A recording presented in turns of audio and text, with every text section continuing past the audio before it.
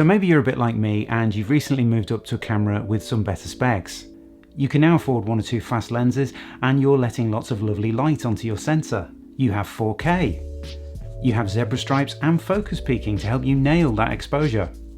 You have multiple frame rates and some gorgeous slow motion. Gradually you're getting better at framing, sound recording, storytelling and editing. At last you can see noticeable improvements and your videos are starting to look a bit more like those of your YouTube heroes. Except they're not.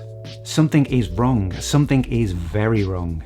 No matter what you try, you're just not happy with the colours in your videos.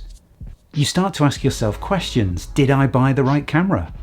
Maybe I'm just not using the right picture profile. So you watch a few more tutorials on colour grading like a pro, but your videos just never seem to look like theirs. Well, there's one very simple answer. You need to take a custom white balance. But what is a custom white balance and why exactly do you need to take it? Well, this might surprise you, but what we perceive as the colour white isn't strictly the colour white. It both contains and reflects all of the other colours in the spectrum. Therefore, you need to calibrate all of the colours in your shot based on the colour white. Not somebody else's shot, your shot. The one you're taking right at that moment. And that's why it's called a custom white balance, because it's tailored directly to the shot you're taking. Now all cameras are different, but for example, here's how I take a custom white balance on my GH5. After setting up my shot, I press the white balance button and scroll along past all the standard settings to a custom setting. Then I simply place something white like an ordinary piece of paper in front of the camera. Yes, you can buy a professional white card if you want, but essentially it does the same job as a piece of white paper. Then I simply press set and bam, there I have it, a custom white balance.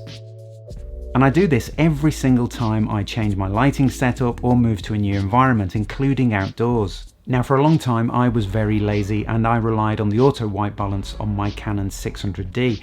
Let me tell you that Canon cameras do have very good colour science, but it's a big mistake I think with any camera to just rely on auto white balance all the time, especially when that comes to the GH5, because it is very unforgiving in an auto white balance setting.